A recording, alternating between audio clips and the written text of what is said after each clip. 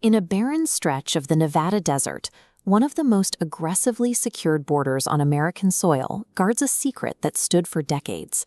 The perimeter is ringed with motion sensors, cameras, and imposing signs that make the rules exceptionally clear. Drones are grounded, photography is a federal crime, and trespassing carries the explicit threat of deadly force. Past those fences lies a sprawling 38,000-acre military complex built around a dry salt flat called Groom Lake. Despite its massive physical footprint, the U.S. government officially denied this place even existed for over half a century. This total information vacuum created a perfect breeding ground for speculation. Where the government provided silence, the public rushed in with a story. In 1989, that speculation found a voice. A man named Bob Lazar appeared on a Las Vegas television broadcast under a pseudonym, claiming he worked at a hidden facility near Area 51 called S4. Lazar told the world that the military was reverse engineering 9 alien spacecraft, fueled by a mysterious Element 115 that generated its own gravity waves. Later investigations revealed Lazar's background was fabricated, but his story persisted. The government's extreme secrecy made it impossible for the public to verify or debunk anything he said. Looking past the extraterrestrial rumors reveals a terrestrial reality, a series of high-stakes military operations hiding in plain sight. In 1955, the Cold War was intensifying. President Dwight D. Eisenhower urgently needed a reconnaissance plane that could penetrate Soviet airspace without being detected. CIA Director Allen Dulles and designer Kelly Johnson searched for a site far from prying eyes. They chose the isolated Groom Lake salt flat for its total seclusion. To convince elite engineers to move to a desolate wasteland with no amenities, the team gave the site a sarcastic nickname, Paradise Ranch.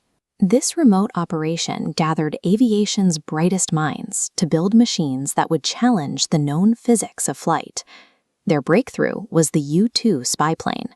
While 1950s airliners topped out at 20,000 feet, the U-2 cruised above 60,000. At twilight, the Earth was in shadow, but its high-altitude wings reflected the sun's rays downward, appearing to observers as a glowing, otherworldly disk. The CIA acknowledges the U-2 and its successor accounted for over half of all UFO reports during the 1950s and 60s. Air Force investigators knew the truth, cross-referencing sightings with secret flight logs, but were legally sworn to protect the project. The military realized the alien myth was an effective smokescreen. Protecting vital reconnaissance technology was a priority, correcting the public's delusions was not. As the Cold War intensified, the base expanded to test a new generation of aircraft that looked and flew like science fiction. This included the SR-71 Blackbird, an aircraft capable of speeds exceeding 2,000 miles per hour, with a futuristic profile unlike anything in the sky. Then came the F-117 Nighthawk. Its jagged, radar-evading geometry defied traditional aerodynamics to achieve stealth, creating a shape that looked alien to the casual observer. Area 51 also hosted captured Soviet MiGs. Pilots flew these jets to reverse engineer enemy radar weaknesses, bringing actual foreign hardware into the Nevada desert. To anyone catching a fleeting glimpse of these secret high-performance designs, the conclusion that they were not from this Earth was a rational one. In 2013, 60 years after construction began, the CIA finally acknowledged the base's existence. In a massive batch of declassified records, the agency unredacted the histories of the U-2 and A-12 programs.